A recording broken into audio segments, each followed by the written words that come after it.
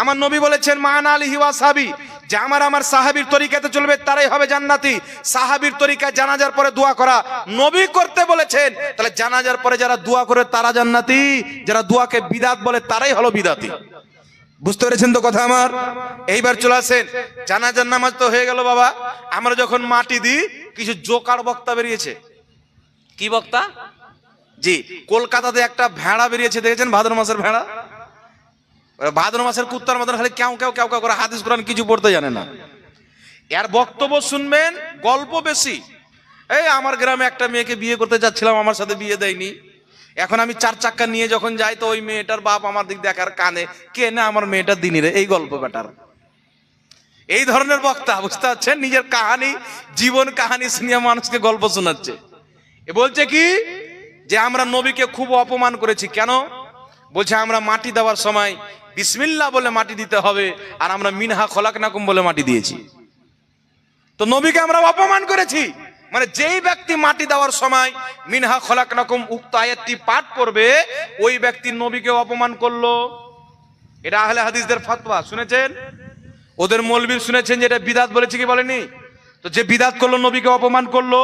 কিন্তু ওদের ফতোয়া ওদের গালে চাপ্পালের মতন পড়ছে। দেখেন, সমস্ত আহলে হাদিসদের সবচাইতে বড় মুফতি, সৌদি আরবের সবচাইতে বড় মুফতি, যার নাম হচ্ছে ইবনে বাজ, যার কিতাবের রেফারেন্স দিয়ে তারা বক্তব্য দেয়।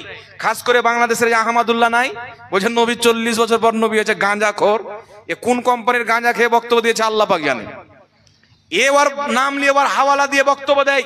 সমস্ত আহলে হাদিসদের গুরু, সবচাইতে বড় তাদের শেখ, যার নাম হচ্ছে ইবনে বাজ, আহলে হাদিসদের বড় মুফতি। ইবনে বাজ নিজের ফতোয়ার কিতাব মাজমুয়া ফাতাওয়ার মধ্যে লিখেছেন। তাকে প্রশ্ন করা হলো মিনহা খলাকনাকুম ওয়া ফিহা নুঈদুকুম ওয়া মিনহা নুখরিজুকুম তারাতান উখরা ইনদা দাফন। বলছেন দাফন করার সময় উক্ত আয়াতটি পাঠ করা কি সমস্ত আহলে হাদিসদের বাপ। এই যে আপনার বিমল দাসের বেটারও বাপ, আহমদুল্লাহরও বাপ, আর কলকাতার কাঠমিস্ত্রিরও বাপ। ইবনে বাজ বলছে হাজা সুন্নাতুন, মৃত ব্যক্তিকে দাফন করার সময় মিনহা খালাকনাকুম আয়াতটি পাঠ করা এটি হচ্ছে সুন্নাত। জোরে বল সুবহানাল্লাহ। তাহলে ওদের বাপ লেগেছে সুন্নাত, আর এই হারামজাদা বলছে বিদআত। তাহলে কারটা মানবেন আপনি? তাহলে নবীকে যদি অপমান করে থাকে তাহলে তারাই করলো কি করলো না? জোরে বলেন। এইবার চলে আসেন সুনানুল কুবরা লিল বাইহাকির মধ্যে হাদিস, আমার আপনার নবী সাল্লাল্লাহু আলাইহি ওয়াসাল্লাম নিজের মেয়ে উম্মে কুলসুমকে মাটি দেওয়ার সময় মিনহা খলাকনাকুম বলে মাটি দিয়েছেন। তারপরে চলে আসেন আহলে হাদিসদের গুরু ইবনে কাসির নিজের কিতাব আল বিদায়া ওয়ান নিহার মধ্যে হাদিসটি লিখেছেন, আমার আপনার নবী উম্মে কুলসুমকে মাটি দেওয়ার সময় মিনহা খলাকনাকুম ওয়া ফিহা নুঈদুকুম এই আয়াতটি পাঠ করেছেন। এখন বলবে হাদিসটি জয়ীফ, বলবে হাদিসটি জয়ীফ। আমরা হাদিসটি জয়ীফ, তো তোমার বাপ তো বলেছে এটা সুন্নাত, তাহলে হাদিসটিতে আমল করা যাবে তাই না বলেছে? একটু জোরে বলেন না। যেমন বুকের উপরে হাত বানা হাদিস তো জয়ীফ, বুকের উপর হাত বানার কোনো সহি হাদিস নাই। আমার নবী বুকে হাত বেনেছেন, কেউ যদি একটা সহি হাদিস দিতে পারে, আমার 5 লাখ টাকা চ্যালেঞ্জ করা আছে, 1.5 বছর হয়ে গেল, 1.5 বছর পার হয়ে গেল, এখন চলছে, আমার বেঁচে থাকা পর্যন্ত দেখাতে পারবে না। তার কারণে বিরাদর ইসলাম, তারপরে চলে আসেন এই হাদিসের উপরে আমল করা যাবে কি যাবে না। বাংলাদেশের আহমদুল্লাহ কে বলনেওয়ালা, বিমল দাসের বেটায় তো হালাল জাদা না হারাম জাদা, এটা তো গ্যারান্টি নাই। আমি তো শুনেছি ওখানকার লোক বলেছে ওর বাপের বিয়ের 4 মাস আগে ও পেটে এসেছিল, এটা আমি শুনেছি, অরিজিনাল কথা বলছি আপনাকে। ওর যারা বাপের বয়সের আছে তারা আমাকে নিজে বলেছে, ওর বাড়ির পূর্বে যে ব্রাদার রাহুল আছে, ওর বাপের বিয়ে হওয়ার 4 মাস আগেই ওর মায়ের পেটে চলে এসেছে। তাহলে হারামজাদা হলো কি হলো না? তাহলে এই হারামজাদা বেশি হাদিস বুঝবে না মুহাদ্দিস বেশি বুঝবে? সবারই গ্রহণযোগ্য মুহাদ্দিস ইমাম নববী রাহমাতুল্লাহ আলাইহি, তিনি নিজের কিতাব আল আজকারের মধ্যে লিখেছেন, মৃত্যু ব্যক্তিকে দাফন করার সময় মিনহা খলাকনাকুম ওয়া ফিহা নুঈদুকুম ওয়া মিনহা নুখরিজুকুম এই আয়াতটি পাঠ করা মুস্তাহাব। জোরে বলুন সুবহানাল্লাহ। 11 শতাব্দীর মুজাদ্দিদ, সকলের গ্রহণযোগ্য মুহাদ্দিস ইমাম মুল্লা আলী কারি রাহমাতুল্লাহ আলাইহি নিজের কিতাব মিশকাতের সারা মিরকাতের মধ্যে লিখেছেন, মৃত্যু ব্যক্তিকে দাফন করার সময় মিনহা খলাকনাকুম আয়াতটি পাঠ করা শুধু জায়েজ নয়, এটা মুস্তাহাব। যারা পাঠ করবে তারাই নেকি পাবে। জোরে বলুন সুবহানাল্লাহ। তো মুহাদ্দিসিন বলছে মুস্তাহাব, ওদের বাপ বলছে সুন্নাত। আর আজকে এরা ভিটামিন গাঁজা খেয়ে বেরিয়েছে ইসরায়েলের। তেল আবিব থেকে গাঁজা পাঠানো হয়েছে, পকেটের গাঁজা, খাওয়ার গাঁজা না। আর পকেট ভর্তি করে হারামের মসজিদ তৈরি করছে, হারামের মাদ্রাসা তৈরি করছে ইহুদিদের টাকায়। তাই ওদের মসজিদে নামাজ পড়াও জায়েজ নাই বাবা। ইহুদিদের টাকায় মসজিদ তৈরি করে আর তাদের টাকা খেয়ে বলে এই আয়াত পড়ে মাটি দেওয়া যাবে না। ইমাম নববী বলছেন মুস্তাহাব, মুল্লা আলী কারি বলছেন মুস্তাহাব, সমস্ত আহলে হাদিসদের সবচাইতে বড় মুফতি ইবনে বাজ বলছে সুন্নাত। তো তোমাদের আব্বার শুনবো, মুহাদ্দিসের শুনবো না তোমাদের শুনবো? জি, তোমাদের তো জন্মটা তো বিশুদ্ধ আছে কিনা গ্যারান্টি নাই। তা তুমি কে ফয়সালা দেনে वाला? ফয়সালা তো মুহাদ্দিসিন দেবে। একটু জোরে বলতে হবে সুবহানাল্লাহ। জি, এইবার শুনেন কে দান দিলেন এটা? কেটে দিল বাবু? কি নাম? নিজাম, তুজাম, যাই হোক একজন তুজাম ভাই আমার 500 টাকা দান দিয়েছেন। আল্লাহ পাক কবুল করেন, সকল পড়েন আল্লাহুম্মা আমিন। ভাই একটা কথা বলে দিই, এই দেখেন আমার হাতে একটি কিতাব আছে।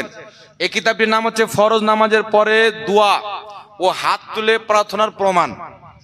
এই বিমল দাসের বেটা তিরাঙ্গা দাস বলছে আল্লাহর নবী ফরজ নামাজের পর দোয়া করেছেন কিন্তু হাত তুলে দোয়া করেননি। জি, ইবলিস পর্যন্ত বলবে বেটা আমাকেও পার করে নিলি মিথ্যাতে। ইবলিস বলছে বিমল দাসের বেটা আমি তো যত বড় মিথ্যুক ছিলাম তুই আমাকেও পার করে নিলি। আবু জেহেলের কবরে যখন এরা পাথর মারছে তো আবু জেহেল বলবে আরে তুই তো আমারই অরিজিনাল বেটা, তো কেন পাথর মারছিস আমাকে? জি, এই কিতাব পড়বেন তাহলে বুঝে নেবেন যারা কত বড় আবু জেহেলের বাচ্চা। এই কিতাবের মধ্যে একাধিক হাদিস দেওয়া আছে আমার নবী ফরজ নামাজের পরে হাত তুলে দোয়া করেছেন, সাহাবাদেরকে নিয়ে করেছেন। সাহাবায়ে কেরাম সম্মিলিত দোয়া করেছেন। নবী বলেছেন যেখানে মুসলমান জমা হবে সবাই মিলে একত্রিত হয়ে নিজের হাতকে উত্তোলন করে দোয়া করবে। মুজামুল কবির লিখতাবরানের মধ্যে হাদিস, মাজমাউজ জাওয়াইদের মধ্যে হাদিস, ইমাম হাইসামি মাজমাউজ জাওয়াইদে হাদিসটিকে সহিহ বলেছেন। আমার নবী বলছেন যেখানে মুসলমান একত্রিত হবে জমা হবে নিজের হাতকে তুলে সবাই মিলে আল্লাহর কাছে দোয়া করবে, আল্লাহ তাদের দোয়া অবশ্যই কবুল করবে। বলুন সুবহানাল্লাহ। তাই মসজিদে মুসলমান নামাজের জন্য জমা হয় কি হয় না? জমা কতজনকে বলা হয়? 2 জনের বেশি হয়ে গেলে জমা, 2 জন হইলেও জমা হয়ে যায়। বুঝতে পারছেন কথা আমার? তার কারণে 2 জন 3 জন 4 জন, একজন 1000, 2 জন 3 জন 4 জন, উপরে 1000 জন 2000 জন 3000 জন, যত লোক যেখানে জমা হবে মসজিদে হোক, কবরস্থানে হোক, বাড়িতে হোক, ঘাটে হোক, সম্মিলিতভাবে দোয়া করা নবী আমার অনুমতি দিয়েছেন সহিহ হাদিস দ্বারা যায়। যারা বলবে দোয়া করা যাবে না এরা দুয়ার দুশমন। আর দুয়ার দুশমনের ব্যাপারে আল্লাহ তাবারাক ওয়া তাআলা পবিত্র কোরআন পাকে কি হুকুম করেছেন শুনিয়ে দেব।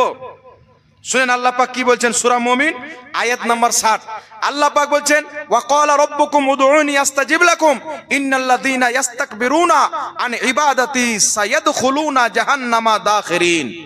আল্লাহ পাক বলছেন তোমাদের প্রতিপালক বলেছেন, আল্লাহ পাক বলেছেন তোমরা আমার নিকটে দোয়া করো, আমি তোমাদের দোয়া গ্রহণ করব, কবুল করব। নিশ্চয় ওই সব লোক যারা আমার ইবাদত থেকে অহংকারে বিমুখ হয়ে যায়, অর্থাৎ দোয়া থেকে অবিলম্বে তারা জাহান্নামে যাবে এবং লজ্জিত হবে। জোরে বলেন সুবহানাল্লাহ। তো যেই ব্যক্তি জুয়াকে নিয়ে ঠাট্টা করে জানাজার পরে দোয়া করা বিদআত, ফরজ নামাজ পড়ে হাত তুলে দোয়া করা বিদআত, আল্লাহ বলছেন এরা অবিলম্বে জাহান্নামে যাবে। মরতে দেরি, জাহান্নাম যেতে দেরি নাই।